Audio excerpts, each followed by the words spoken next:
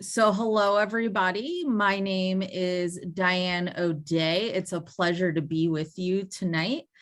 I am the newly elected Vice President of the American Society for Public Administrators Cascade Chapter, who are the organization doing this webinar tonight. So thank you so much for joining us as we discuss rethinking Portland City Charter reform. Just a quick plug about the American Society for Public Administrators. The Cascade chapter is part of a national chapter, and we welcome all academics, students, and practitioners who are interested in public service to join us. We recently opened up 3 new board member spots. So if you are interested in joining us, if engaging in events like this is something you would like to do, please consider joining us. We will drop a link in the chat for you to learn more. But thank you so much for joining us tonight. It is my pleasure and honor to let you all know who will be joining us, or who is joining us tonight. So I have a list of very impressive bios that do not capture how amazing everyone here tonight is, but I will do my best. So I will introduce them, then I will be handing it off to Sarah Friedman, our moderator. You may have noticed already that this is a webinar format. So what that means is, as attendees, we cannot see you. We can only see the panelists and the host and the moderator. So if you have questions, we do encourage you to navigate to the Q&A button on the bottom under our, on the black toolbar, in order to ask questions, and we will field questions from there. If you notice any kind of technical difficulty, please use the chat to message us. However, if you have questions, please do use the Q&A function. So without further ado, I'm going to go ahead and start introducing everybody in no particular order. So first off, we have Portland City Commissioner Mingus Maps, who was born and raised in the Bay Area, but spent his summers in Portland, Oregon. The culture here in Portland inspired his passion for clean air, small creative businesses, and an engaged community. He followed in the footsteps of an uncle and aunt and attended Reed College in Southeast Portland, graduating with a degree in political science, after which he worked for Commissioner Gladys McCoy. After earning his PhD in political science from Cornell University, Commissioner Maps taught urban politics at several universities across the country before returning to Portland to work as a public servant for the city. He has seen Portland evolve from a timber town to a tech hub, and knows that while Portland has an incredible foundation, we need to work to be more inclusive and equitable. And our second panelist tonight is Mary Hall Caballero. Mary Hall Caballero is the elected auditor for the city of Portland. She is in the final year of her second term and not seeking re-election. Prior to becoming the city auditor, Mary worked as a performance auditor at Metro Regional Government in Portland and the Oregon Department of Transportation. She also co-founded and managed a public policy leadership development organization and was a newspaper reporter. She holds a master's degree in public policy and management from Carnegie Mellon University, and she received her undergraduate degree in communication from Lewis and Clark College. Mary is a certified internal auditor and a certified government auditing professional, which is no small feat. Lots of exams with that. All right, and third up, we have Shelly Romero joining us. So Shelly was raised by educator activist parents on the picket line advocating for farm workers' rights. She has worked for 3 elected officials and for city, county, state, and federal levels of government and 2 nonprofits. She is a 26-year resident of the Foster Powell neighborhood, a civil and human rights community activist, and was a City of Portland Charter Review Committee member 10 years ago. Excellent. So we're in good hands. And then we have as our panelist, last but not least, Dr. Douglas Morgan. Dr. Douglas Morgan is Professor Emeritus at Portland State University. He served for 6 years as the first chair of the Portland Utility Review Board. He served several years as the chair of the Budget Advisory Committee for the Water Bureau, served as an elected board member of the Portland Public School Board from 2000 to 2004, and he also co-authored Keep Portland Weird, an analysis of Portland's commission form of government. He was also the lead author with Mike Gleason of a book released in 2020 called Local Elected Officials, Guardians of Good Governance, a study of what makes local governance successful regardless of the form of government. And our moderator, who is also our newly elected ASPA Cascade board president, is Sarah Friedman. Sarah is a former ESL instructor with an interest in civic capacity and immigration federalism. A diverse academic record and volunteer history anchor her strong commitment to academic and civic responsibility. Sarah's teaching history includes undergraduate courses in civic engagement and cross-cultural communication for the public and nonprofit sectors at the graduate level. Sarah's current research involves the integration of civic capacity into existing literature focusing on federalism. Sarah intends for her work to continue to affect the development of others as leaders, scholars, and citizens, both through research and teaching and training. And like I said, it's clear we have a very impressive group of folks, and I am looking forward to you all joining us. So Sarah, I'm going to hand it off to you to begin tonight's event. Great. Thank you so much. Thank you for those great introductions. I feel very fortunate to be amongst this group to be moderating tonight. And as Diane pointed out, we've got a lot of diverse backgrounds and perspectives of the city of Portland. And all of our panelists care deeply about the city. I'm going to do my best to moderate an important, engaging discussion about city charter reform. I will start with an initial question that I would like each of our panelists to respond to in turn, sort of round robin style. And then follow-up questions, I'll identify a panelist that I feel like can start us off. But then my hope is that we just roll into a natural discussion. If things get really rowdy, I may jump in and ask people to hold off or raise hands, but I really don't foresee that needing to happen. After the initial responder shares their perspective, we'll take comments from any panelist.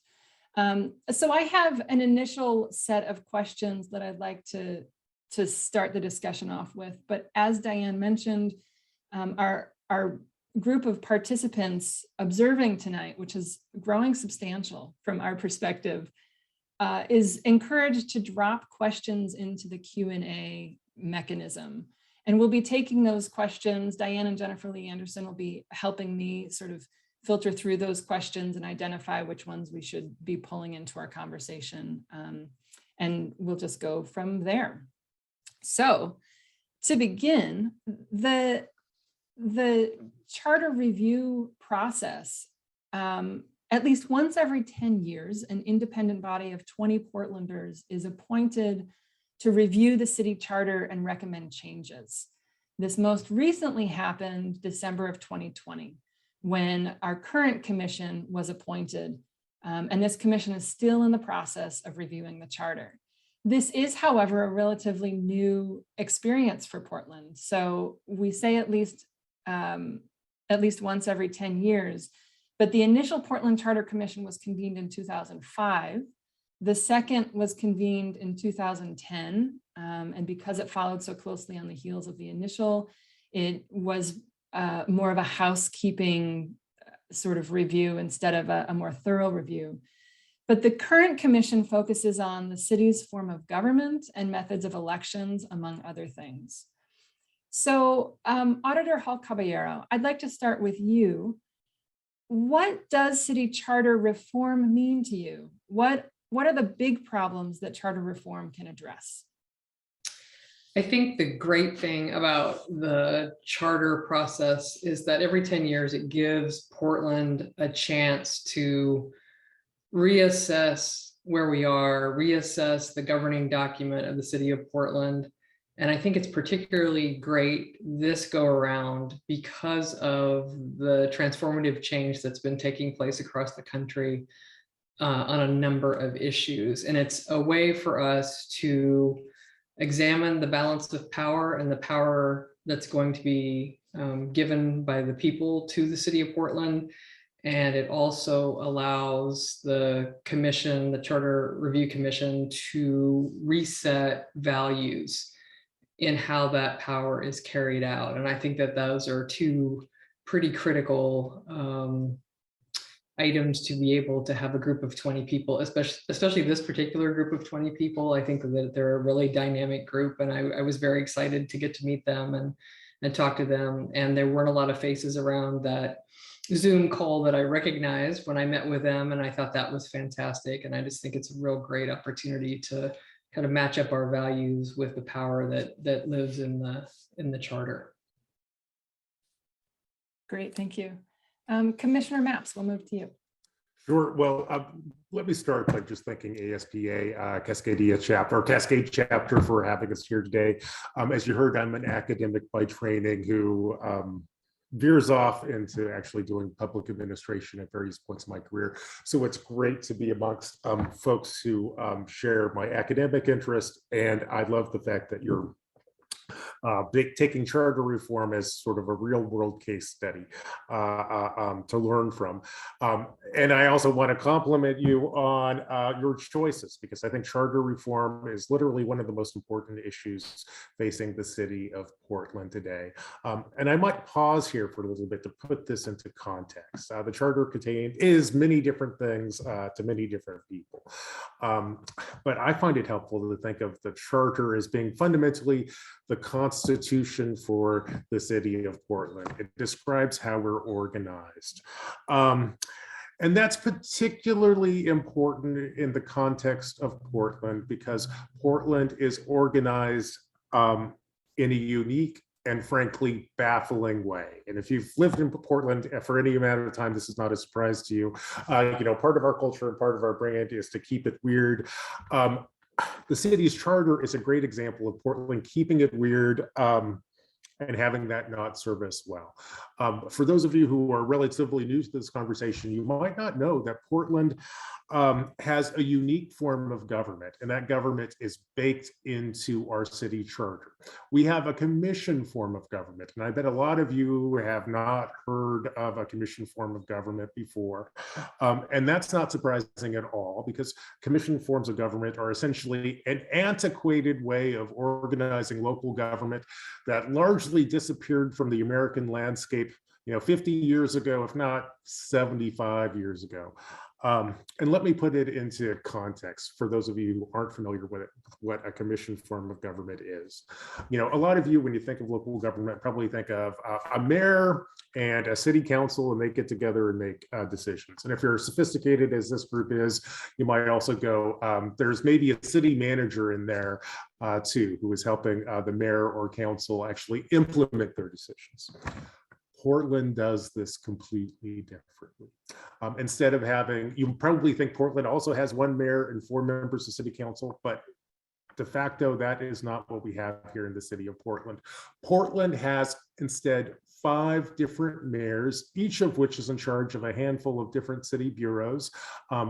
I, for example, am the commissioner in charge of the Water Bureau. I'm also the commissioner in charge of environmental services, which a lot of people probably think of as the sewer system, but we're a lot more than that. And I'm the commissioner in charge of the Bureau of Emergency Communications, which is 911. And on the other hand, my friend and colleague, the mayor, is the commissioner in charge of the Police Bureau and a bunch of other largely financial bureaus. Dan Ryan is the commissioner in charge of the Housing and Homeless Services Bureaus. Commissioner Rubio has Parks, and she has Parks, and I'm forgetting what else is in her portfolio right now. She has Planning and Sustainability, which is also quite important. And Commissioner Hardesty has Fire and PBOT, our road system. So what we've essentially done in Portland is to fracture decision-making power and authority across every member of city council. And I would argue that might work okay if we were dealing with policies which fall cleanly into these silos that have been created by our form of government. But as budding public administrators, one of the things you are likely to discover over the course of your career is that few pressing public problems neatly fall into one silo. Let me give you an example. Let's take houselessness. Now, initially, when you think about houselessness, you might go, well, that's pretty straightforward. This is just a housing issue. All you need to do is build more housing or get people into shelters. But if you actually have lived adjacent to houselessness for any period of time, you know it's much more complex than that. Homelessness is a housing issue. It's often a mental health issue. It's often a public safety issue. If you're camping in the parks, it's a parks issue. So if we as local government officials want to develop a coherent housing policy, one of the things that we need to do is get, the joint office, which is our sort of homeless services office, housing, probably police, mental health, if you're camping in a parks, all working together. Now, our system of government is specifically designed to prevent us from doing that. And that is one of the reasons why Portland fails time after time to just deliver what should seem like basic public services in an efficient manner. You see that in houselessness. I would also argue you see it in homelessness. There's literally no one on city council or in city government was in charge of looking at the big picture and knitting it all together. Now, one of the ideas that's on the table for this round of charter reform is to modernize our form of government, to move beyond the commission form of government to something more traditional. And there are two typical iterations of what the traditional local governments look like. You can have a strong mayor, which if you're a layperson, that's probably what you think of as how city councils works, where the mayor basically is making the big decisions, looking for input and consent from council, and you go from there. We also see about half the time cities like Portland having a city manager who is the person who would be the day-to-day public administrator who's in charge of basically taking direction and vision from city council and implementing that in the real world. Now, the Charter Review Commission, which has been meeting for about a year, I think has made it pretty clear that one of the things that they'll put before Portlanders on the ballot in November 2022 is an option for fixing this. I don't know and they don't know what that's going to look like quite yet. I suspect it will look like a strong mayor or a city manager type system. Frankly, I'm quite sure that either one of those reforms will be a major step forward compared to what we're doing today. If you ever heard me, if you've read about me or heard me talk about this issue before, you also know I'm a big advocate for charter reform if you haven't figured that out yet. What is charter reform going to do for us? Commissioner Max, I'm sorry to interrupt, but I do want to save space for everybody for this introductory question. Can I sure. Another 30 seconds? Sure, let me wrap it up because I want to get to the real point. I wanted to provide some from context, and I promise you I'm not going to go on for 20 minutes like I did here. One of the things that I think charter reform will do in the context of Portland is to help Portland's coordination problems as we go about implementing public policies. What charter reform won't do, even if we implement that, is to solve the underlying problems. We can be smarter and more appropriately equipped to address challenges like homelessness and climate change and whatnot, but changing the charter doesn't fix these problems. It just rather puts us in a better position to address them efficiently. And Shelly, thank you so much for your patience, and I'll turn it over to the real expert in the room, Shelly, who I believe has actually sat on the charter. I would like to follow my initial promise to go alphabetically with this first item. Thank you so much. Sure. So, Dr. Douglas Morgan, I'm going to ask you to respond to this first question.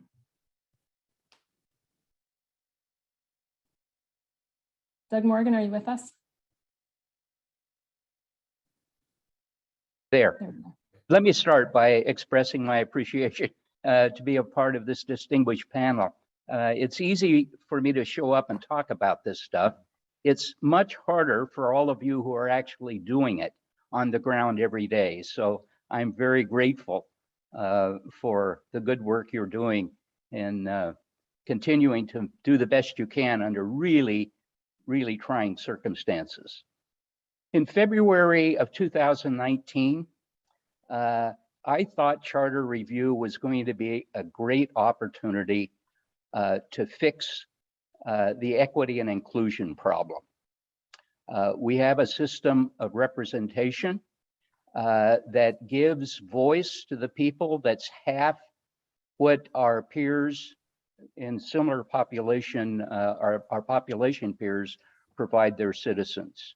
It's about 0.67 per 100,000 residents, which is the lowest of any city in the United States of comparable size. Most of our peers are providing representation that is twice, at least twice, what we're providing our citizens. So once you change the system of representation, you kill the commission system.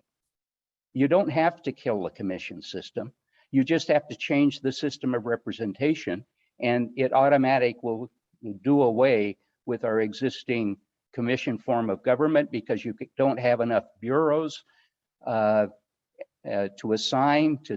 If you have 8, 9, 7, 12 elected officials, all of them can't equally carry a portfolio. That's what I thought in February. Now I'm worried about the timing for a review of the charter for two reasons. One is I look at the business community spending $1 million throwing grenades at our commissioners. What is the business community going to do? Is this a kind of a warm-up on their part for preparing the citizens to change the charter? I don't know, and maybe we can have some inside baseball that speaks to that later on. So I'm worried about people showing up for charter review with expectations that the charter changes can't meet, or showing up for the wrong reasons. And I would like the opportunity for us to spend some time discussing about the timing of charter review, because we're in a funk. Portland is in a real funk.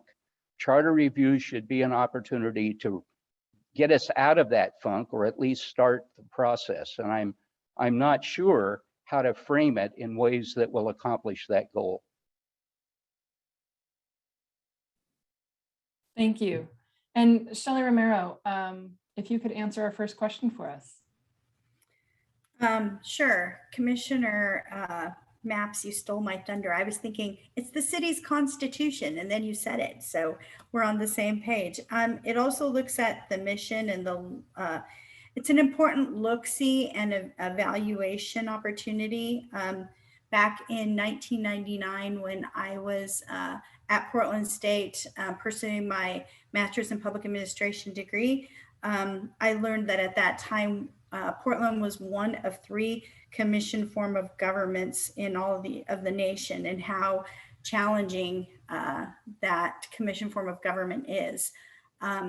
I've worked at the city of Portland. I work with the city of Portland often, and I actually used to like the commission form of government and came to change my mind based on representation and research and other issues. When I was on the Charter Review Commission, we talked a lot about how and how often we elect people, you know, whether there's an opportunity for districts or it's citywide elections, whether we have a city manager or not, and what that entails. The role or the power, if you will, of the mayor and the other commissioners.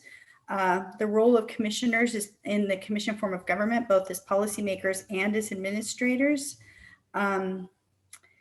The challenges, you know, with, or the resolutions in the charter about what the city has responsibility and oversight for, and what does the county have oversight or responsibility for. For example, In housing, traditionally, it's been that the city provides services for single males, whereas the county is focused more on families. And then that's led to, I think, in part, an examination of the city and county coming together to form the Joint Office on Housing Services to be more aligned and to acquire the alignment of resources to better assist everybody. So it's complicated, it's wonky, it's interesting. I'm going to respectfully disagree with my former professor Morgan. I think that the time for the Charter Review Commission is now. I understand completely his stand that it's a challenging time to engage people given that we're in a pandemic. But when I was on the Charter Commission committee 10 years ago, we were not allowed to do anything other than tackle housekeeping and other things. So we couldn't really take a critical, in-depth view and make any real changes or recommendations for changes to council. And I think that I, for one, am tired of waiting. And I'm excited to see that there is a young, energetic number of people that serve on the Charter Committee. And I hope that they will bring us some changes that we can all sort of think about, consider, including repealing the commission form of government. Thank you. Thank you. So thank you for all of those answers. A lot of really important points were touched on, things from the form of government itself, commission form versus the alternatives, equity and inclusion were mentioned. And then the people, is it the right time? And if it is the right time, how do we get folks engaged to understand what items are headed for the ballot? So what I want to move to is a question that specifically relates to one of those issues. And Shelly Romero, I'm going to ask you to respond to this question first. And like I said earlier, after Shelly responds, the floor is open. And for the sake of time, I'd like everyone to just keep in mind that responses should be limited, and I won't give you a time limit. I'll just jump in when I need to jump in, I'll say. So here's the question. Charter reform provides an opportunity for a new expression of values. What are ways the values of diversity, equity, and inclusion should be integrated into the new charter? You know, that's a really big, broad question. I mean, I could think of so many ways. You know, those of us that work anywhere any of us work, there are systems of oppression and racism that are explicit or implicit in those practices. And so it's something that should be looked at in the context of the current Charter Review Committee. You know, East Portland Action Plan was an example of a sort of community groundswell of people that wanted to bring more attention to geographic, racial, and economic equity in east of 205 and Lentz. And I think that that's been effective in a lot of ways. We wouldn't have the kind of investments that we're seeing in East Portland today had it not been for that, because we didn't see them prior to that for many decades. And so I think that there are, for example, I guess one of the things is how the city's practices combat racism, and not only combat it, but also proactively look at how their practices and policies can help all people, especially those most in need. How bureaus are going about making investment decisions and spending in different parts of the city, and looking at it with a geographic, racial, and economic equity lens and prosperity lens, frankly. You know, those are some of the things that I think about. I see that there are several bureaus that are starting to do some of that work, But I also feel that, in my own experience, working in government for many, many years, like over 20, I would say that people also are nervous because they don't know how to do that work and are afraid of misstepping. And if you're always afraid of making a mistake or misstepping and you don't take any steps to try things, then we're never going to get anywhere. So I think in general, we have to put aside our risk averseness and take baby steps to try to make the change that we want to see. I think that that's extremely important.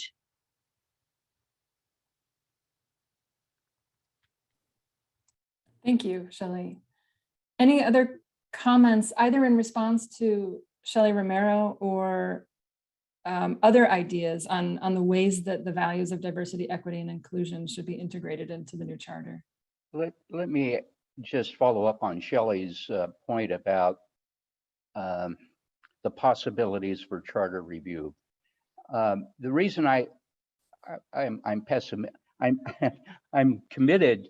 I think that the right message is the equity and inclusion message rather than improving government performance.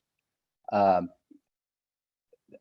equity and inclusion lens, per the report of the City Club in February 2019, was very clear in 3 different elements to its equity and inclusion lens.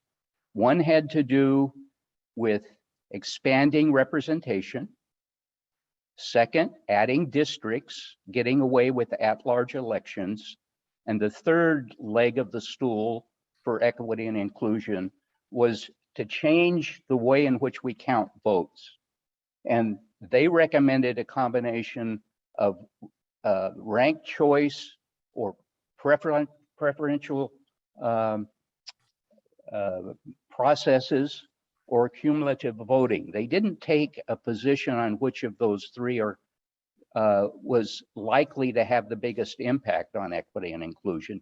But overall, their argument was, if you expand the number of districts and representatives, move away from at-large elections, and change the way that we count our votes, you'll greatly expand the diversity represented on the council.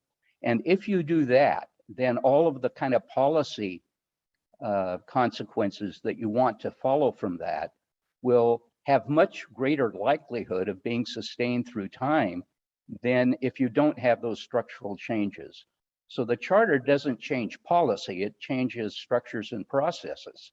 And the recommendations for equity and inclusion that were in their report, I think, are powerful instruments, and hope that those recommendations get passed on to the council and that the council will do something with them. My fear is that if all of that happens and they put it to a vote, the timing issue, I think, is really bad for succeeding in that vote at this point versus in February 2019. That is my only point, that the timing is really not a good time to use to succeed with the recommendations that I think would really advance the agenda of equity and inclusion. Thank you for clarifying that perspective. That helps a lot. Auditor Hall Caballero, I see you have a hand raised. Yes, I appreciate that changing those processes and the models of how we govern ourselves is very important for diversity and equity. But I see through the work that my office does through performance audits and through systemic research projects in the Ombudsman's office, that there's a lot of language choices in the charter. There's a lot of kind of broad statements that could be constrained, and where equity could be brought into that kind of language in the charter. For example, the Ombudsman did a report about how relying on complaints to trigger enforcement mechanisms for property maintenance fines and fees has a racial adverse outcome for neighborhoods that are gentrifying. And if the charter had language that said, don't allow a complaint system to drive your enforcement, that there should be something more systematic, some more systematic approach that the city takes for enforcement than neighbors calling in complaints against neighbors. The city levies a lot of fines, has a lot of fees. They put liens on people's houses, and there's no analysis done ahead of time to find out how those policy choices and those governance choices are playing out differently across the community. And there's, of course, deep and damaging equity problems with some of those choices. And I think the charter could require equity analysis be done before certain policy decisions are made. It doesn't have to be that every policy decision has to undergo an equity analysis. But when we do our performance audits, we have factored in looking at equity outcomes into the work that we do. When we look to see if things are efficient or things are effective, we've added in equity into that. And it is rare that we come up with an audit that doesn't have some sort of recommendations around how a program or an operation could be made more equitable. And if that were in the charter, that would apply across the board to all bureaus in the city. And I think that could alleviate some of the concerns that Dr. Morgan, that you have about the need for equity and inclusion to be in the charter. Thank you. Commissioner Mapps. Sure. Great questions. Returning to the equity issues, at least in the context of this iteration of charter reform, I think where we're going to see the equity move is around some of the issues Dr. Morgan talked about, looking at expanding the number of commissioners on council and changing the way they are elected. Right now, every member of council runs citywide. On the other hand, I know there are ideas that are being kicked around on the Charter Review Commission, which consider ideas about maybe moving to district-based elections and also changing the way we go about, instead of first past the post elections, we might have multi-member or ranked choice voting. I think there are a bunch of different ideas. I think the intent behind those changes to how we go about electing folks and changing the number of folks we elect are trying to get at this equity piece. And I think the the auditor and Shelly and Dr. Morgan also raised important equity issue or opportunities for equity issues. And I get the impression the Charter Review Commission is deeply interested in this. I believe they've basically broken down their process. So they want to send something to the ballot in November 2022, which focuses specifically on the form of government and how we go about electing members of council. And then I think a year or two later, they're going to come up with another set of proposals which dig more deeply into other issues. And I would certainly expect equity to be part of that conversation too. Excellent, thank you. So this next question goes directly to the form of government. And this is a tricky question to ask because there are a few different avenues or perspectives on this question. And so to start, because Dr. Morgan, you had mentioned in your initial response something to the effect of if you change the way that, if you change the number of commissioners in the system, then the system essentially restructures itself. So in Portland, conversations regarding charter reform have consistently brought up a mayor city manager form of government to replace our existing commissioner form. And I'd like to hear from each of the panelists if you have a preferred form of government, or if you feel that Portland would simply benefit from a different form of government, or if the form of government isn't really the problem, if there's something else that you see as the leading solution. And again, Dr. Morgan, if you could give us a start. Thank you. I remember the old phrase, I think from, was it Poe's essay on man, for the forms of government, let fools contest. That which is best administered. What I choose to take from that old saw is that every form of government has to perform a core set of functions at a very high level.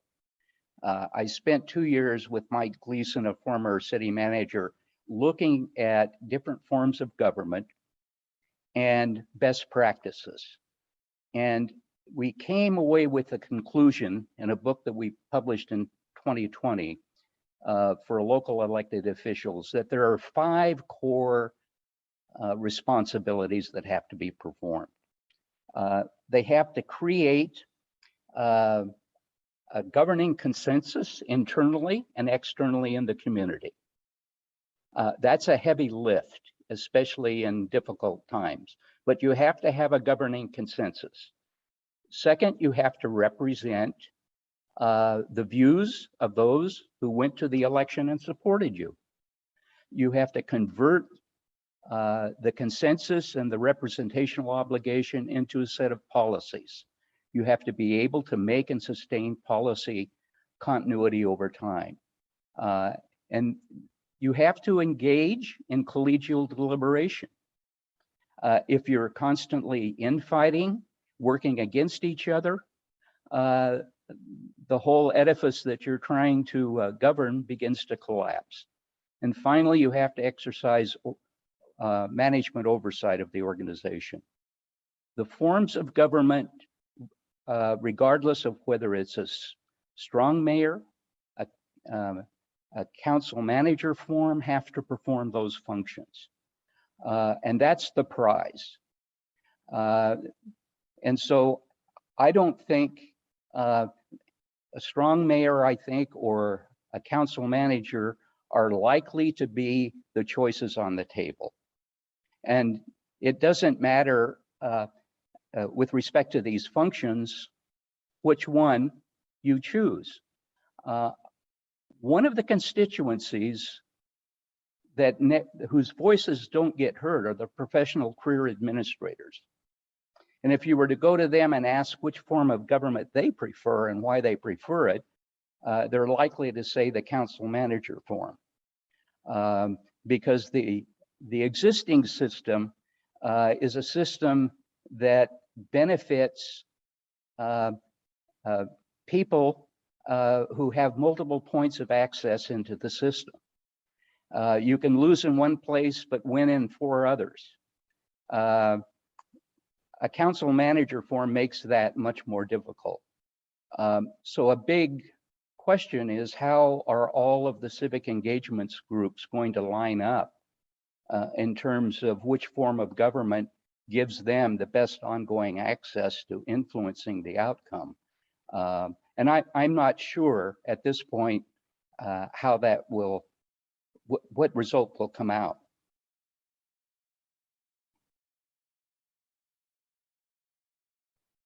Other thoughts on the question of the appropriate form of government for Portland? I could offer that I have had a city manager in my family and I've had a strong mayor in my family. And so they both seemed hard, no matter what particular structure it was in. And I think that one of the things that is important is that people have managed expectations around what this change of government will do. There's no silver bullet form of government. There's no silver bullet change that's going to resolve all of the problems that Portland has. But I think what I feel confident saying is that the current form of government is terrible. And I think that we could move to something better. And I don't know necessarily if I have a strong preference one way or the other, but I do think that what the voters of Portland will get a chance to do is to decide, hopefully, what their values are. If you have a strong mayor form of government, you have kept the authority and the responsibility in a very close one-to-one structure. And if you make it a strong mayor, then you've got the responsibility and the authority moved apart a little bit. And there's pros and cons to both of those things. But I don't think that anybody should think that everything in Portland is going to get a lot better when we change the form of government, because government is just hard. It's just hard to do, and it's hard to do well. So I think changing the form of government would help us, though. Commissioner Maps. I think I agree with both the doctor and the auditor. But I want to preface by this. I really appreciated the framework that Dr. Morgan put forward for what you expect from city governments. One of the questions I hope everyone on this call asks themselves is, how well does the commission form of government deliver the sort of outcomes that the good doctor outlined? And I would argue on a lot of those criteria, and I think there were 5, the commission form of government is failing. I also agree with the auditor's assessment that our form of government is terrible. I forget the exact term you used. Was it terrible?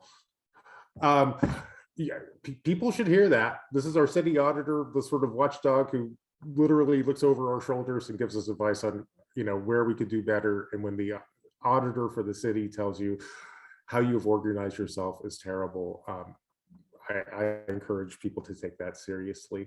Now, in America, there are 2 typical alternatives here. There's a city manager and a strong mayor. I personally find myself torn between my heart and my head on which approach works best. In my heart, I really like the strong mayor system. I think it's important to have electoral accountability there. So I want our elected officials to have a lot of power, and I want to be able to know who's in charge. And that gets a little bit muddier when you have a city manager system. Although I think in practice, politically, no one's going to yell at the city manager when things go wrong. They're going to yell at the mayor, and that will functionally get you to the same place with the place you want to go. One of the things I've learned in my 1 year and 3 weeks in city council is that local government really is, as everyone on this call knows, it's a real skill. There are things that you just need to know in order to run a water bureau and a police department and a parks bureau, and city manager. And frankly, no one comes into this job with those skill sets. At least in Portland, no one comes into this job with those skill sets. A great thing about having a city manager, which is a real job like an auditor, which has their criteria that you need to and training that you have to have in order to be a city manager. I think that would be very helpful for the context of Portland.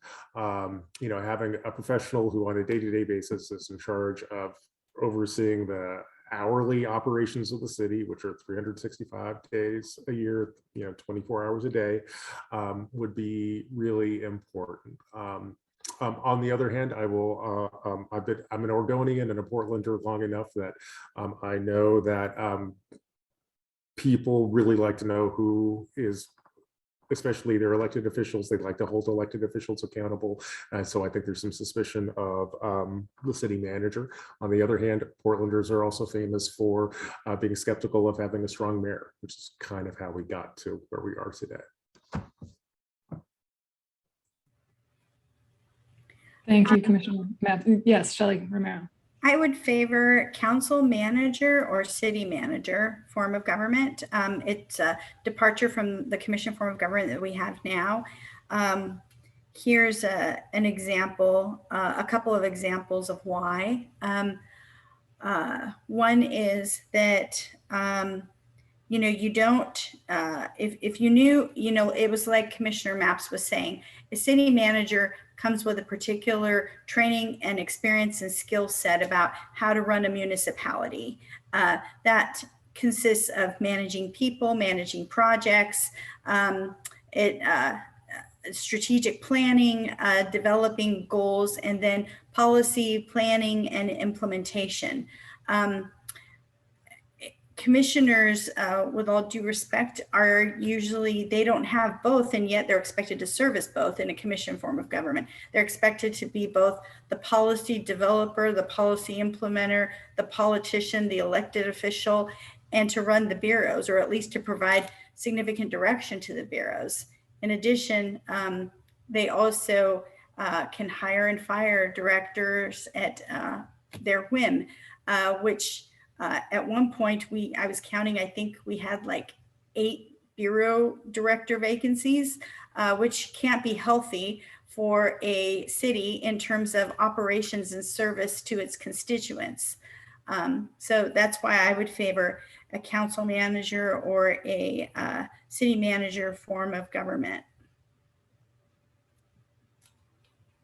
Any other comments on that, on this question? Mary So- Hall, I have Oh, go ahead. a question back to you. Your comment about the commission system being a terrible system. And I was thinking about, this is the system we had in the golden years of Portland's greatness. It's the system that brought us the national and international reputation for innovative practices, high levels of civic engagement. What's happened? What's the difference between now and then and with respect to the commission system? I ask myself, and I don't have a good answer, so I throw it out to the panel. I think that the system is the same, and I watch in modern times it consume really talented city employees who come into the city to accomplish certain things with their expertise and training and education, and bump up against the very difficult pathways to communication in the commission form of government. If you have a commissioner who does not want you to talk to the staff of other commissioners, that becomes very problematic for getting things done. And I believe that Commissioner Mapps talked about problems come in systems, they don't come in neat, tidy. I have a problem with the Water Bureau kind of problems. They're systemic and we don't have the ability to answer those. I would also suggest that our city is a lot more, it's bigger, it's more complicated, it's more diverse. And possibly in the 80s and 90s when Oregon was picking itself up off of the economic deck, that there was a small group of powerful white people who were making a lot of those decisions. And so it might have been an easier time that has gone by the wayside. And that's not the way we want to do business anymore. Thank you. I agree with you, Auditor Caballero. I think that, you know, I mean, even 10 years ago, we weren't talking about equity the way that we are today. You know, our growth in population, about, you know, what is it, 80 some odd people are moving, were moving here every day prior to the pandemic. We were grappling with going from a small to a mid-sized city. We had almost no diversity from an racial or a gender perspective on council. And only people who had means were able to run because there was no public financing, which is huge, by the way. And I'm not just talking about like poor people being able to run. I'm talking about, okay, just to make believe, right? I'm single female, and to run for city council and to be successful, I'd have to give up my job, which I can't afford to do because I'm a single person and I'm the only one who pays the bills. So someone like me could not run. And I think, you know, I mean, whatever I do, I'm going to be fine. But it makes me sad to think about all the potential talent that we lose out on in terms of people running for office who couldn't do so because public financing wasn't in place. And we have good people like Commissioner Mapps and Commissioner Rubio and Commissioner Hardesty and others who have taken advantage of public financing, along with former Commissioners Fritz and Sten, to have that kind of, you know, I look at it like age, racial, and gender diversity. And that's really important because, you know, with that diversity just comes a different type of lived experience to view, you know, policies that are developed and implemented, and how they might impact somebody, even when it's unconscious bias kind of a thing. So those are the reasons why I think that, you know, our city has just changed. And it needs to change with the way in which the city as a whole has changed. The city government needs to catch up.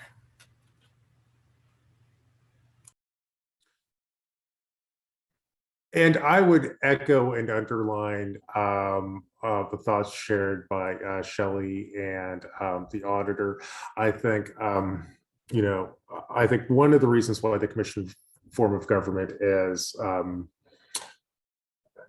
has become untenable is that our city has changed. I mean, I fully acknowledge Portland used to be truly on the cutting edge of creating creative and effective public policies. Is one of the reasons why I have a PhD in government. I grew up in Portland when we were doing amazing things. But the world has also changed. Portland has, in my lifetime, has more than doubled in size. We're much more diverse. And frankly, our problems are harder than they used to be. On this particular topic, I find myself reflecting back on the fact that right now Portland does not have a sobering center, a place where we take people who are on the streets having some sort of chemical problem. I remember being around when we've opened up our last sobering center, which I think at this point closed 2 years ago. It was opened up by Bud Clark, and it really served as a drunk tank. So if you were on the street being rowdy, which is kind of what Portland was in the 70s and 80s, they'd take you to this place, you'd sleep it off and head off on your way in the morning. Central City Concerns, who used to run that, got out of that business because the problems that they were seeing were very different from how that program originally was birthed. You know, they were not seeing people drunk at our sobering center, but they were seeing people who were on fentanyl, who were violent, literally kind of in a life or death sorts of situations. They just weren't equipped for it. And frankly, today we still don't have a sobering center. And part of the reason we don't have a sobering center is because actually addressing the Portland's current needs around addiction is we need a new model. Because, you know, folks on fentanyl are dangerous, so that's a public safety piece. You know, they also face deep medical issues, and that's another thing. You know, we need to have an integrated approach to this, and our very form of local government really makes it difficult to pull together integrated approaches to serving the people of Portland. Excellent responses. Thank you for sort of shoring up the form of government question for us. What I'd like to shift now to is a question that's reflected in a number of the Q&A that we're getting from the audience. And it's sort of the, how do we educate folks now? So we know that the commissioner form of government has come into question, has been on the ballot very often over the course of Portland history, and it has not succeeded. The people have, by wide margins, voted down a change in government. So one of the questions that's sort of been tossed around is the question of, is this time different? And I can allow you to answer that question. And then also the follow-up is, how do we prepare for a likely November ballot item that asks the people to choose to change Portland's form of government and or the city's voting practices? And we're thinking here in terms of education. How do we educate and persuade voters about the need for change? How do we avoid the status quo, as it were? And Commissioner Mapps, I'd like to start with you on this item. Thank you. Excellent question. I'll point out that forums like this are incredibly important and helpful. One of the things I try to do is talk to Portlanders as often as I can about the form of government and the fact that they are empowered to change it. I'll also point out that the Charter Review Commission is still engaging in its work. This is a great opportunity for folks to go and take a look at the questions before the Charter Review Commission. If you have ideas about how to actually do things differently, if you if you have an idea that we haven't articulated today, you can go to the Google Portland Charter Reform Commission, and it'll take you to a page, and you can submit testimony there. You can also take a look at videos of their past meetings. Also very important. Certainly a thing that I'm encouraging Portlanders to do is to literally organize their own house parties where you invite a speaker, like any of the panelists we have today, to come and chat about, the fact that this is going to be on the ballot, and explain what the stakes are, and make the argument why we should either embrace the change in how we organize ourselves, or stick with the status quo.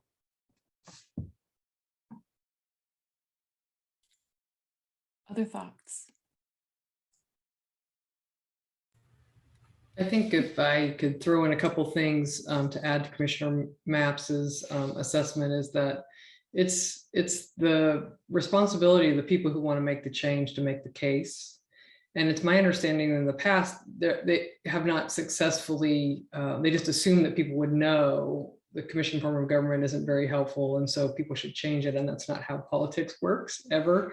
And so I think that some things that we have going for us this time around that we may not have had the last time I was aware of a big push by the city to change this, is that the commission itself has done a tremendous amount of community engagement around this issue.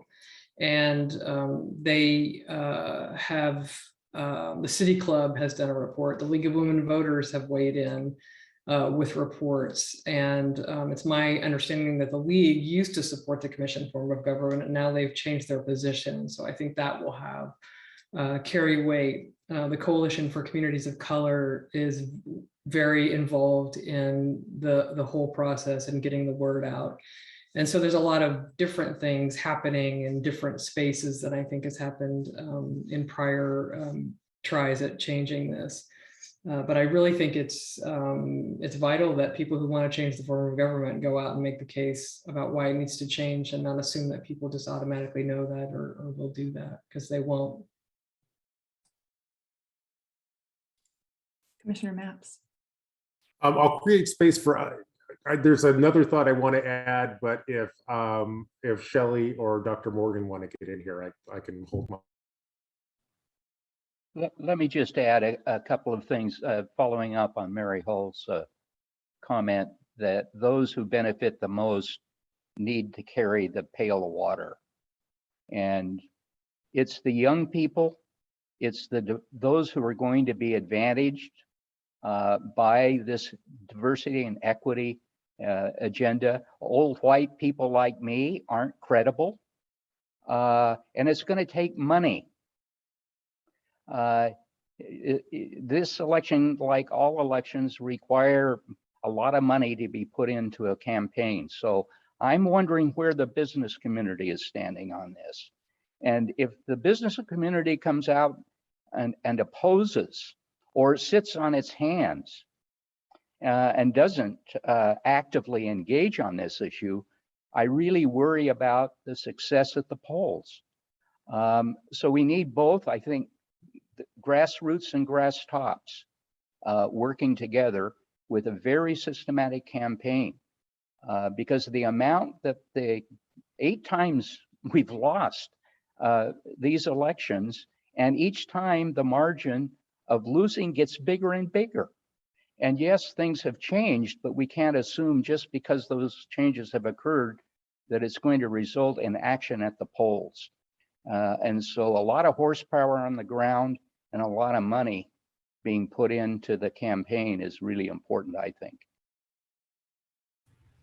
I completely agree. And I would just say that every one of us is an influencer or can be an influencer.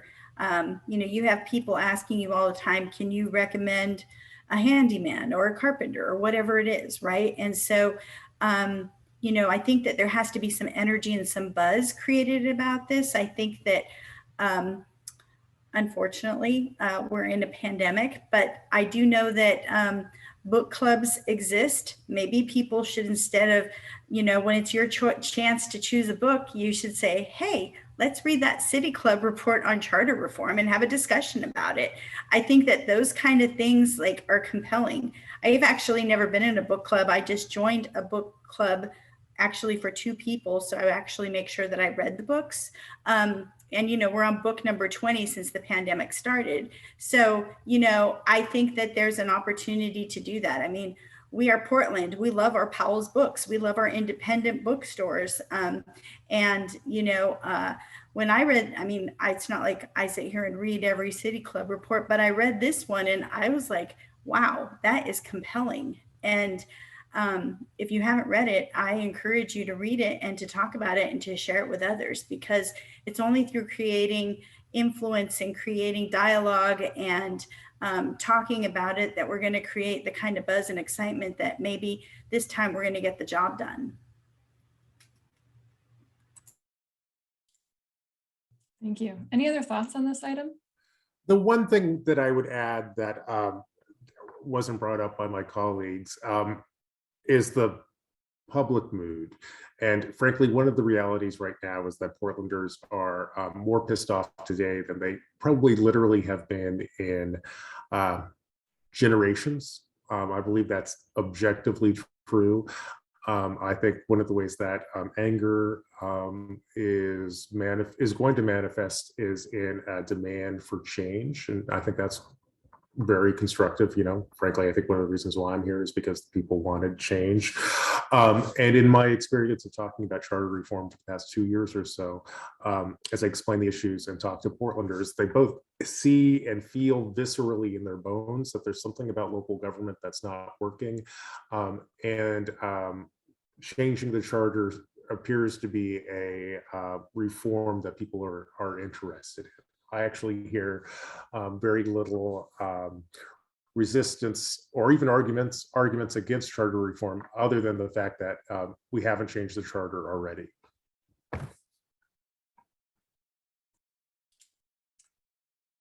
So I have a question from a guest that I'd like to ask. This question comes from Stephen Posgay. What needs to be included in charter reform proposals that will remove the reform from being a referendum on existing elected officials? So is it even possible, or like the federal impeachment process, will it ultimately be simply a political question? And I'll leave this for anyone to jump in and answer.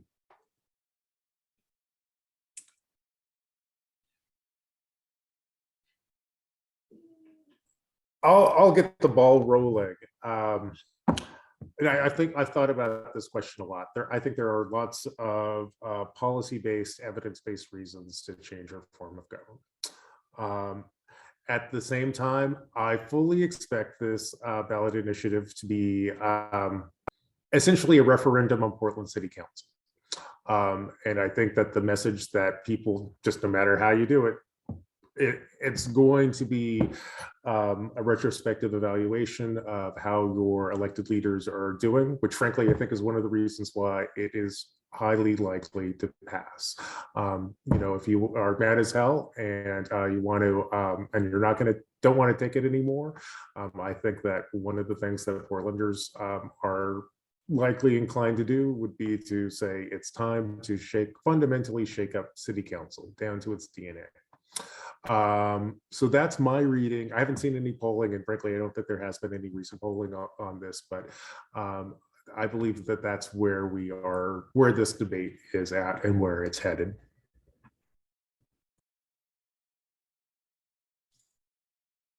I think that might be what may win the day on whether we're going to have a strong mayor or a city manager or some model like that form of government. Because if the mayors, the last 2 mayors have been pretty unpopular by the time they left office. And I think that it's hard for people to separate the individuals sitting in the positions today with what this abstraction that they're voting for down the road. And so I think that will have a real impact on which form of government may be successful or may not be successful. I think it's also like when elected officials vote themselves a raise, or they put something on the ballot that should we pay, the elected officials more money. Those are never popular questions because they look at the people in the office and they're mad at them and they don't want to give them more money. So I think that there's some of that dynamic will be at play. Other thoughts on that item? So we also have a question this time from an anonymous attendee that sort of gets into the function of, you know, what if this does go to an election and what if it does pass? How soon after elections do we plan to implement these changes? How will we as residents experience this kind of a government form change?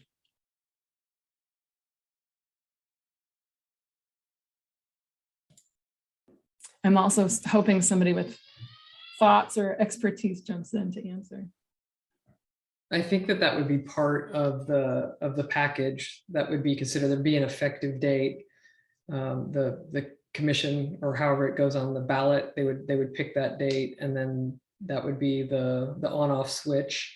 And usually, if they're, as I expect, one of the questions will be to increase the size of the council. And if they do that, they generally stagger people into those positions, and there will have to be elections if they go for more than 5 places, which I understand that that's what they're interested in doing.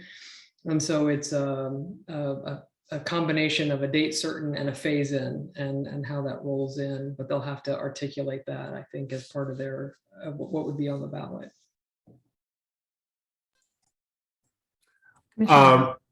Yeah, the auditor would be the real expert here. What the auditor shared sounds consistent with what my understanding. I have also posed this exact question to staff for the Charter Review Commission within the last couple of weeks. Like, how does this, let's say it wins, what happens next? And there are just going to be some complex implementation issues, which frankly, this current council, or which council is going to have to think about. So some of it's going to be written in, probably not every detail that you need to think through is going to be contained within the ballot. And so I expect this council will have some role there. I also asked staff over the Charter Review Commission, well, how long will it take? And they couldn't tell me an exact amount of time, but they certainly emphasize the notion that this should be quick, right?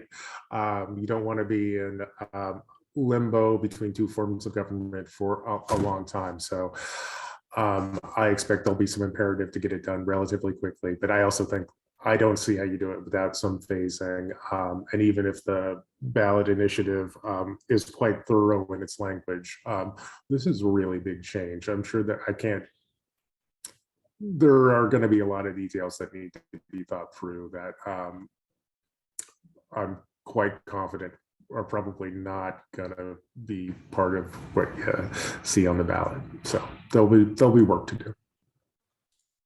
Yeah, my experience with reforms of this kind is it's going to take, legally, it can be quick, but from a practical functional point of view, be lucky to have an effective functioning system in less than 3 years, and more likely longer than that, because you have to reset role expectations, not only among the council, but between the council and the constituency groups, between the council and the administration. And those role expectation changes are processes of gradual adjustment over time. It's not going to be quick. I agree with Professor Morgan, with Dr. Morgan. I don't think that, I think that it's kind of tricky, right? Because we have to wait until the outcome of an election. But I think after the outcome of an election, if it goes, if voters choose to repeal the commission form of government, the city needs to be thinking now, as does the Charter Review Commission, on how to put into place a strong transition team that can dedicate the time, the effort, and resourcing needed to make this significant shift. And I still think that months after, years after it's implemented, we won't see the real benefits, because this is the way that the city has always been organized. This is the way that it's always existed. And so it's going to take time to make that transition. To sort of pull in an idea that Commissioner Mapps has been sharing and has been echoed by other panelists, you know, the idea that Portlanders are angry and they're upset and they want change. What do you foresee being the challenges, if there will be challenges, should a form of government or an election process change go through and succeed among voters? What can we expect in terms of, you know, what people do with their anger once we get past that shift and it's not the golden ticket?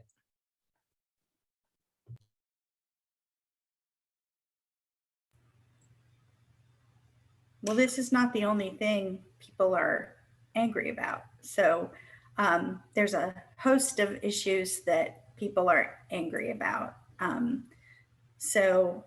I think that you know, like we've talked about earlier, like Portland has changed. Well, it's still changing right now because people now have different options in terms of, you know, teleworking.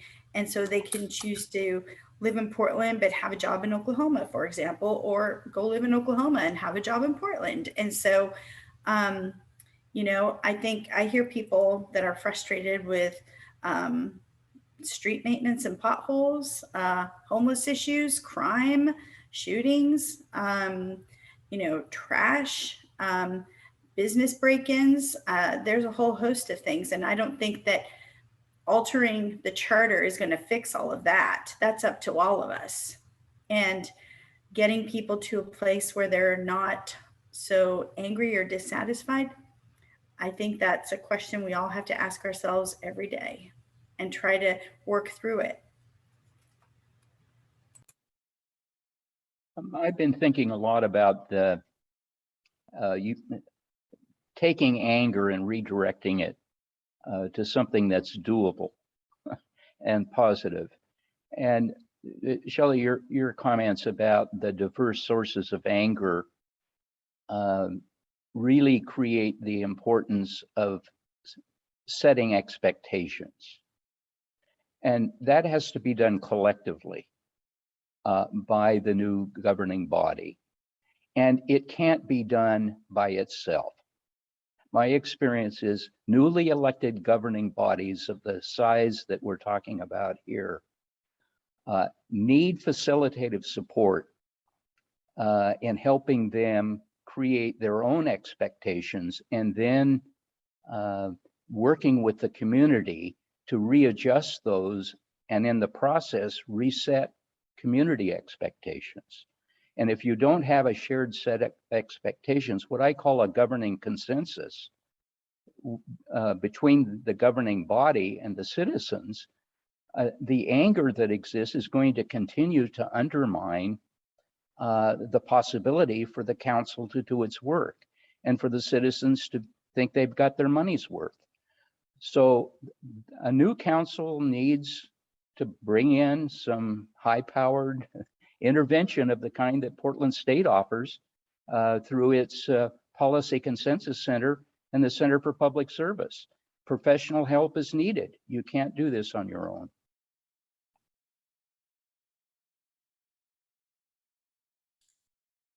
Commissioner Mapps.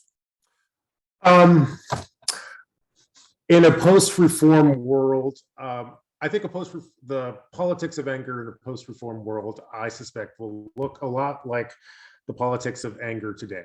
People will continue to be really mad at the mayor.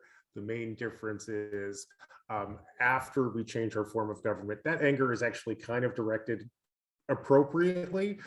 Whereas today, when we're angry with the mayor, often he or she is structurally set up to fail because they don't have the tools they need to address the concerns that people have.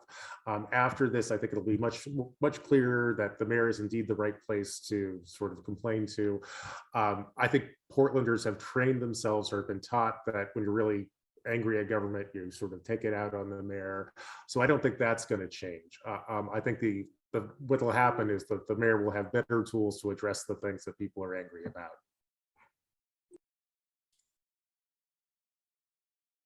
Thank you for those responses. I've got a couple more questions in our guest lineup, and one of them focuses on political influences. Are there political influences in the management of the city that impact the preference for changing the form of government, or potentially moving away from the commission form?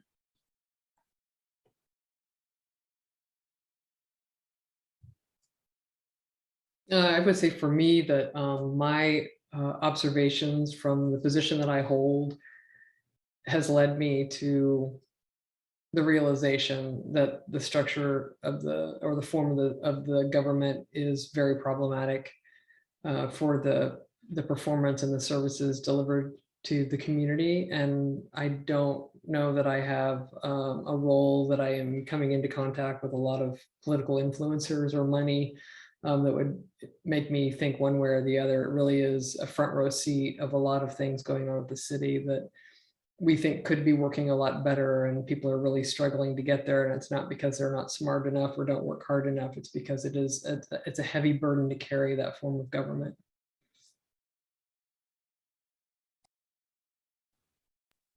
Yeah, for me, based on my experience in and out of city government over time, Mary Hull's comments about who bears the burden of the existing system, what price are we paying?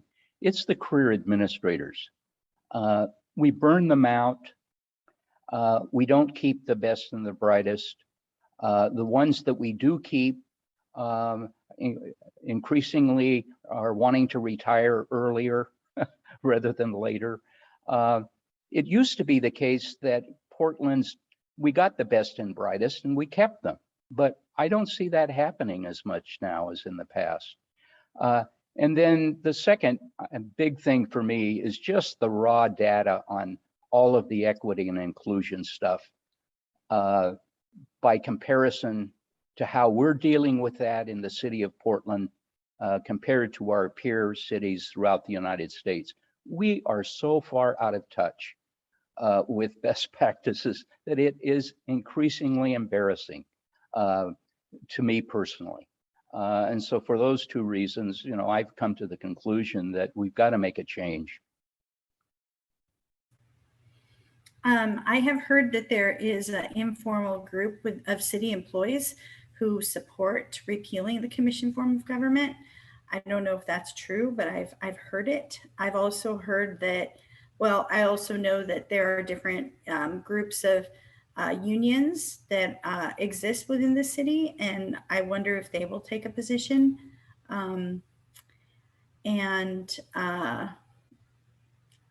Those are just sort of the what comes to mind.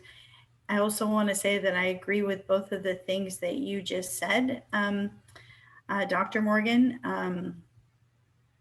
Once upon a time, just to share, I used to consider, becoming a bureau director, that would be, an aspirational type of a job for me. But after, seeing the uncertainty of how people can get hired and fired at will, it just didn't become an appealing option for someone like me. And I feel sad about that, not because I'm dissatisfied with what I'm doing today or where I'm doing it, but it makes me sad that other people may share that opinion, and that may significantly discourage them from pursuing good jobs at the city. And the thing I would add / share is that there is basically no lobbying going on behind closed doors on charter reform. Frankly, I wish there were. I wish there were people who are mobilized out there talking about why the city should move in this direction, or even frankly, why we shouldn't move in this direction.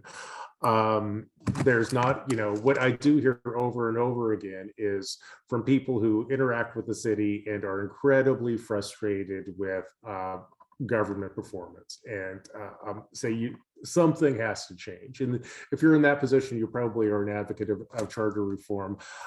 There is no movement here beyond, frankly, me out there talking about it. I think there's a broad consensus that this is the right thing to do, but there's not, we have not yet mobilized to really make this a hot burning issue. It's not like if you were to compare it to even our most obscure land use debate on council, that is 100 times more activated and contentious than the discussion on charter reform.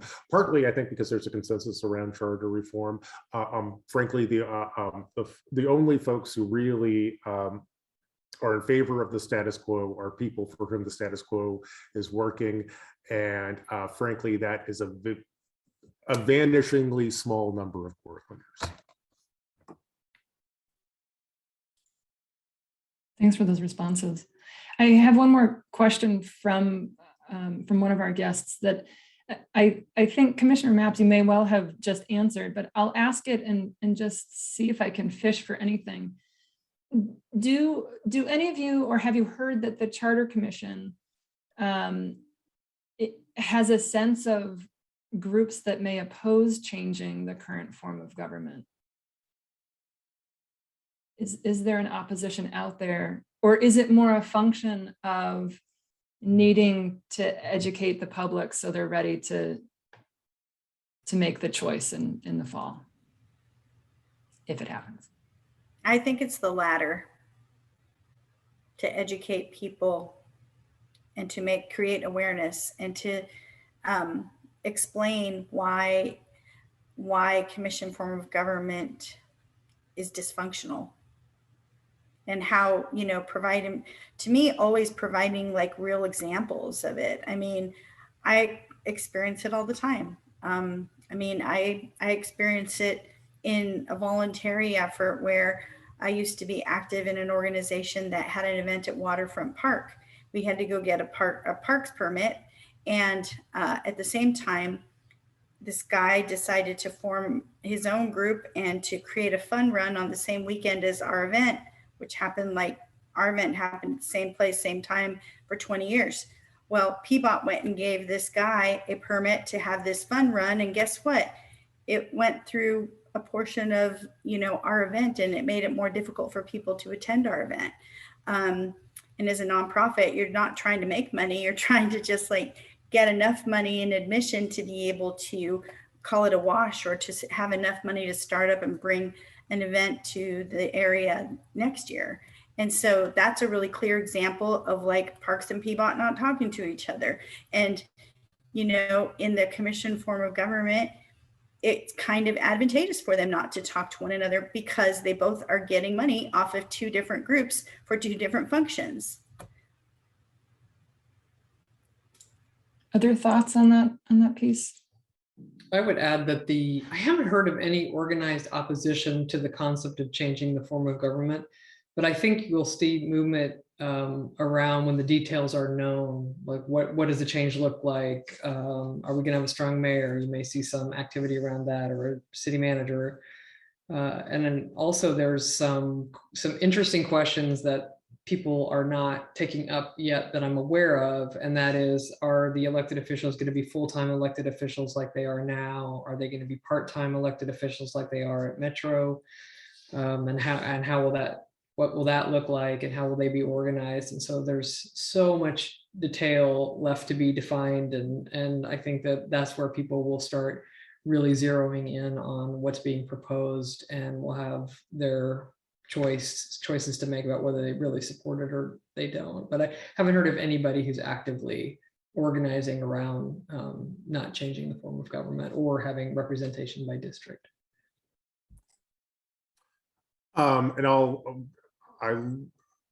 My experience has been consistent with what Shelly and the auditor have shared.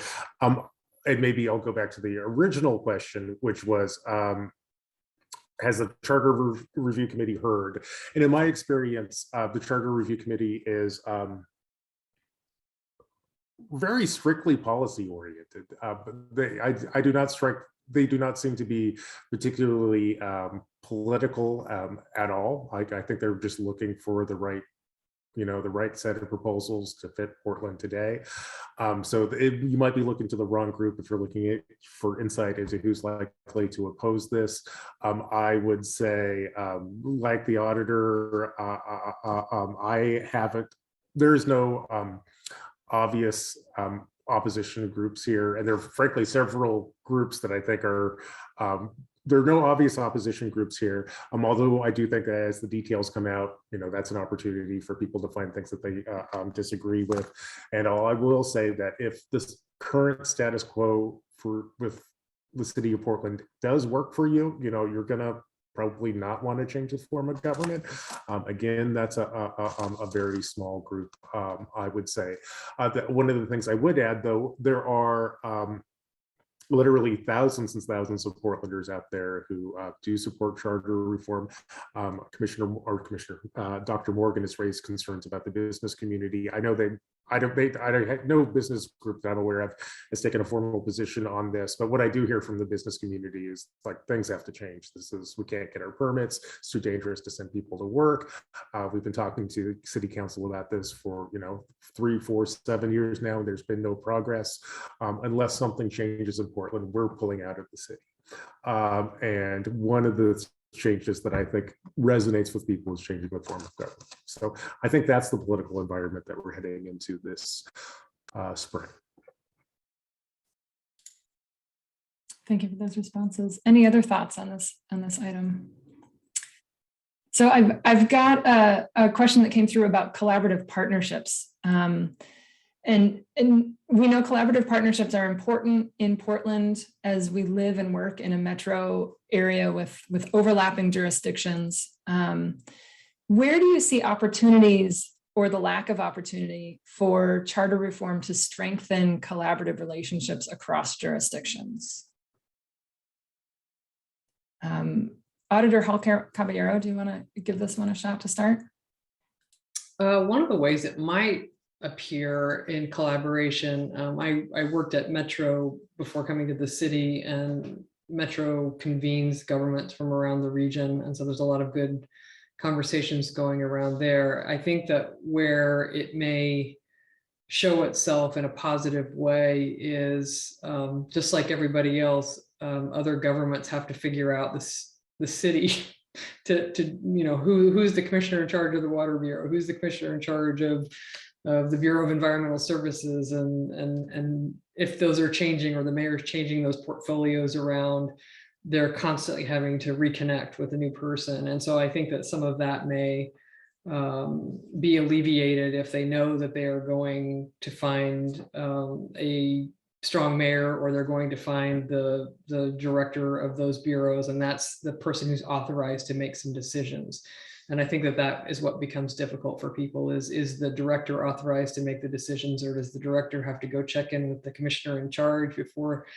And I think that would be, there'd be much clearer paths to who's responsible and who has the authority to do things, which would be helpful for partnerships. Let me just add, Mary Hull, your comments about the incentives and opportunities for partnerships.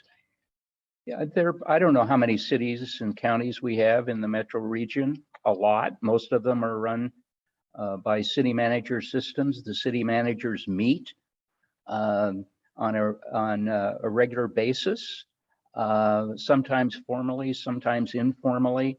The city of Portland is an outlier at the moment. It's not a part of a lot of those conversations. I think even though it would be the 800-pound gorilla potentially, the profession of city management, the ICCMA, itself is such a strong culture that it brings people who have devoted their profession to city management together to help one another. And I think that culture would help fuel collaboration and partnerships across boundaries that don't exist at the moment.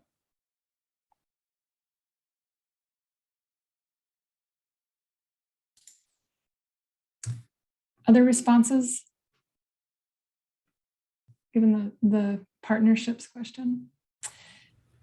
I Shelly think Romero? that, yeah, I just was going to say, I think that if it could foster more relationships in the way that, like right now, the bureaus operate in different silos, like maybe what PBOT might tell me and what Water Bureau might tell me, or BES are different. And this would be an opportunity to bring, the city under one umbrella so that city bureaus don't operate as much in silos, that they could operate together and speak as one city as opposed to bureau fiefdoms. And I think that that would be of benefit and to help develop partnerships across the region with the other jurisdictions that they interact with to conduct the work of the city.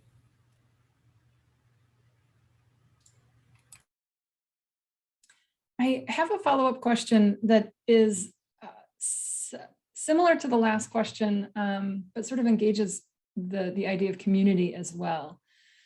And Commissioner Mapps, in your introduction, you pointed out that the big problems of the city will not be solved with charter reform. But, if assuming that charter reform goes exactly the way you want it to, how will the city and the community be able to approach some of these really challenging problems that they have not been successful in approaching thus far under the commissioner form? And Commissioner Mapps, I'll start with your response, if I could. Well, charter reform is really about how the city organizes itself internally. I don't think it would actually change how individual citizens interact with government that much. You might have more city councilors, where you might see a difference is you might have more city councilors, you might have a city councilor who represents your particular district. But I think that kind of the fundamental bread and butter of local government will be the same. If you're want to see a change in something, you'll send an email to the mayor or your city councilor. You'll show up to a public meeting or a budget hearing. None of that will change. What will change is internally, when the city is facing a problem, we'll be much better equipped to actually marshal the resources of the city to address those problems. So I think we're better equipped to set ourselves up for success after charter reform. I don't think it fundamentally changes the language of Portland democracy, though. Auditor Hall Caballero, do you have thoughts on that piece? I could see some ways that the community would feel differently about its interactions with the city, and one of them is if you come in and you have an issue, you could sit down with your representative of your geographic area, and you wouldn't have to understand how the city's organized to know where to start with that conversation. And that elected official, that representative, would be able to take the system of issues that have to come together to solve that problem and speak to you about all of them, and could bring in the experts across the landscape of the city to address the problems, instead of having to think about what bureaus they have and can they go over to this other elected official who has these other bureaus that need to be involved, and what if that commissioner's priorities are different than the originating commissioner, and they say that sounds great, but that's not my priority, I'm not going to work on that. Now that happens every day at the city, where that's not my priority, I'm not going to work on that. And yet you can't solve that person's problem without that commissioner in charge on board and applying some resources to it. And so I think that the community would find a much more responsive government in that sense. I don't think that the change in the charter is going to stop us from having, electing terrible elected officials, or having a callous government official who treats people rudely. I don't think it's going to change those things. Those are different things need to change to make that happen. But I do think that by organizing ourselves in a smarter, more effective way, that I do think that every day that community members would find quite a different city helping them. resolve their issues. And you wouldn't even have to come in as an individual either. It could be neighborhoods, it could be the entire district, it could be multiple districts, it could be multiple parts of town who are having resources marshaled on their behalf, with 1 or 2 or 3 representatives coming together to make that happen. I agree with Auditor Caballero 1000%. I've worked for 3 elected officials, and all of them were elected officials that represented specific districts. And so constituents know, like, that is my person. That is who I go to if I have a problem with federal government or county government or whatever it is. And, you know, they don't have to know how to navigate the Veteran Affairs section to get the benefit that they're entitled to. They just know that they go to their member of Congress or whoever the elected is. And I think that would make it a lot easier, because right now, you know, you might have an issue with, I don't know, something with a park, but then it turns out to also involve water. And then, you know, that's a different commissioner and a different bureau. And you don't know how all these things work because you don't have a background in parks or water.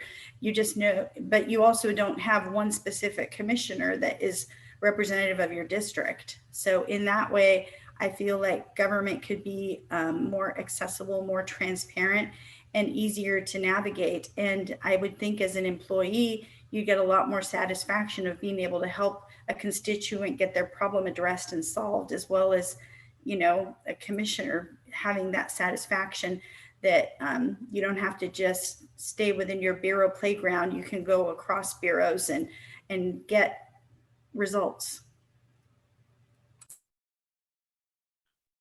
Dr. Morgan, do you have anything to add to this piece? Well, I was thinking about the difference between average citizens and sort of professional, semi-professional activist groups. I think the differential impact between those two are likely to be quite different. Having a single port of entry through your representative makes a lot of sense for people who you know, really don't have that often contacts with government and need a place to start. But for the professional civic activist groups who are well tuned to the existing system, I'm thinking in particular of a former student of mine who was an officer in Friends of Trees and thanked me for a budgeting class he took. I've never had a student thank me for a budgeting class, but he thanked me, and I asked him why, and he said, well, you know, after your class, I figured out that how we could get money from 5 bureaus. We were only getting money to support our work from 1 bureau. Well, if we go to a council manager system, I think there would be less likelihood of having funding you know, repeated several times throughout the system. But under our existing system, that's possible. And I don't know how frequent it is, but however frequent it is now, there would be a lot less of it under a council manager system. Thank you for those responses. We have one more question from the audience, and then I'm going to give folks a chance to share closing remarks, sort of your final moment here amongst the panel. But this last question is specifically for Auditor Hall Caballero, and it's specific to the role you currently hold. How does the role of auditor change in a non-commission form? Can you tell us briefly? It would get better. Right now, the council chamber is a hostile environment to the auditor and to the auditor's staff. And I attribute some of that to the fact that the counselors wear 2 hats. They are running bureaus, and then they also are the policymakers for the city. When I worked at Metro and we would go to a Metro Council meeting to deliver our audit results, we had audited the executive branch, but we were sharing our results with the legislative branch. And we were always warmly welcomed by the Metro Council, who wanted to know how the executive branch was performing. And we would go and we would have the manager who was in charge of the operation that we were auditing, and we would give our results, and then they would respond. And it was always very cordial and very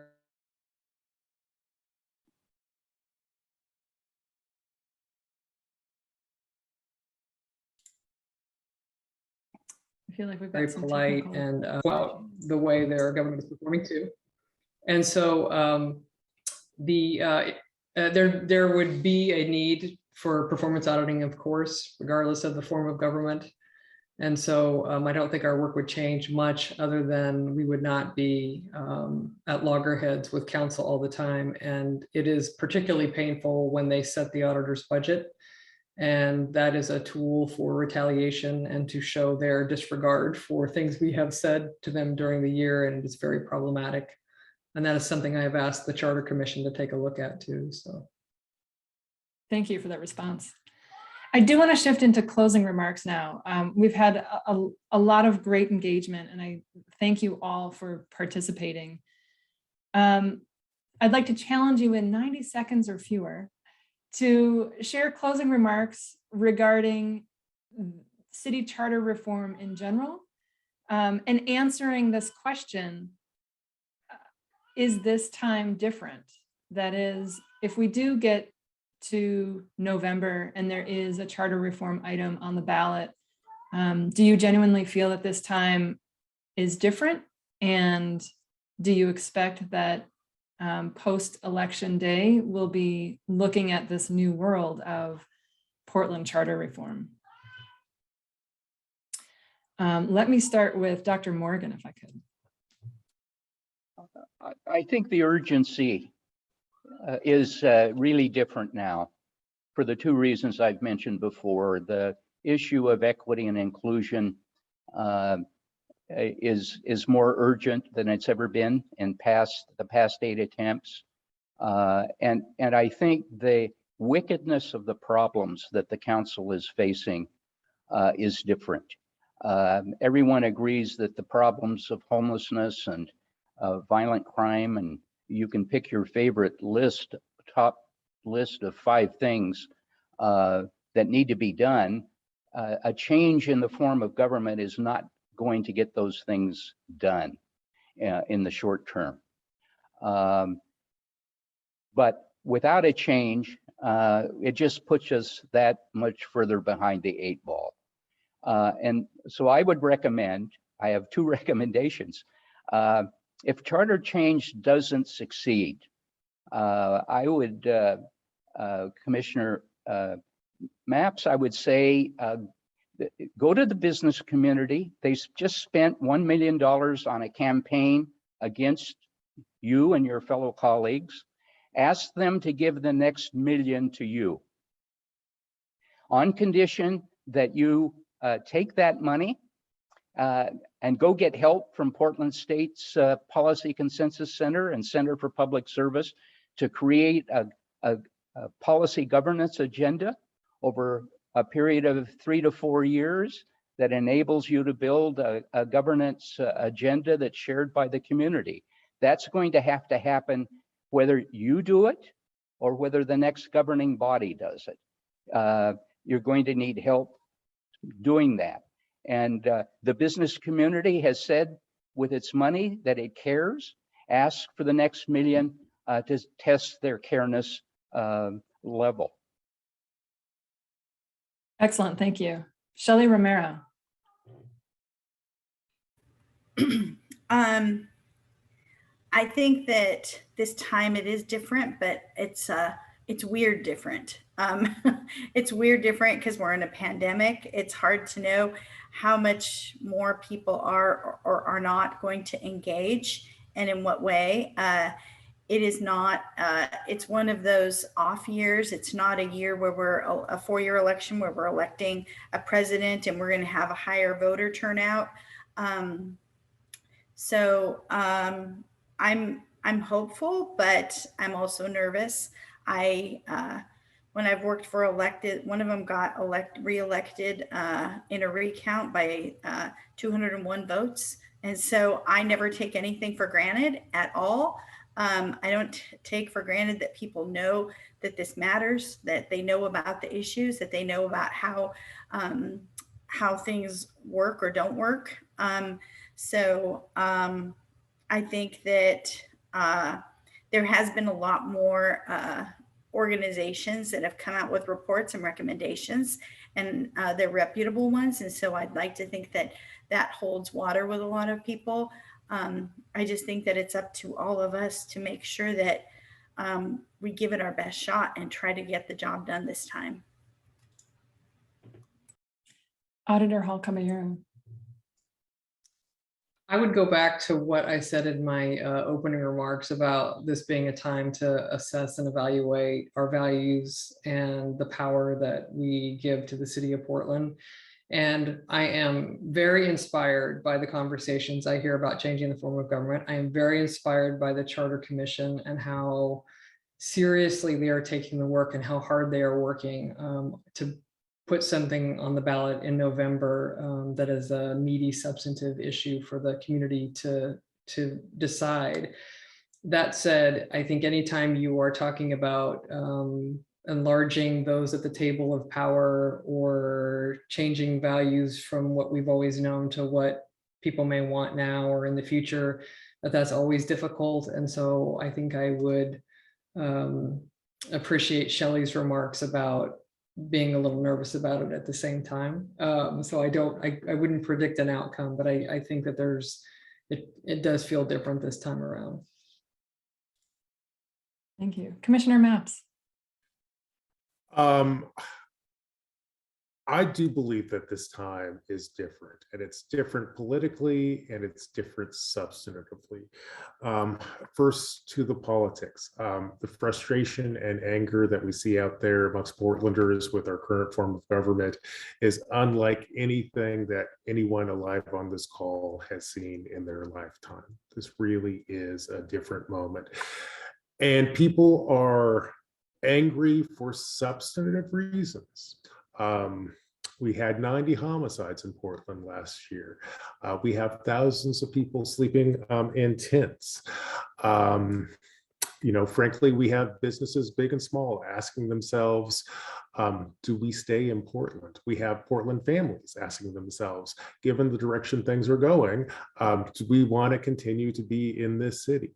If the city is going to thrive and move into the 21st century and be the kind of place that we can proudly hand down to our kids, we have to make some fundamental changes in how we go about organizing ourselves. It's just time to modernize our government. I believe that Portlanders believe that, and certainly as we engage in this dialogue with our community, I believe that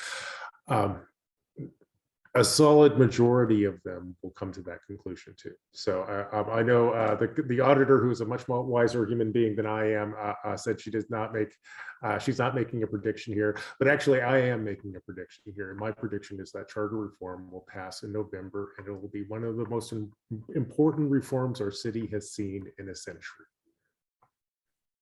Thank you all so much. Auditor Hall Caballero, Commissioner Mapps, Shelly Romero, Dr. Morgan, thank you so much for sharing your time and your experience with us today. And thank you also to the many participants who joined us through the audience. This has been a phenomenal opportunity. I appreciate you being here on behalf of ASPA Cascade Chapter. Thank you for having me. Thank you. And for folks who are still in the audience and looking for contact info for ASPA Cascade, we're putting our website and email address in the chat, so you can please track us down and come be a part of what we do.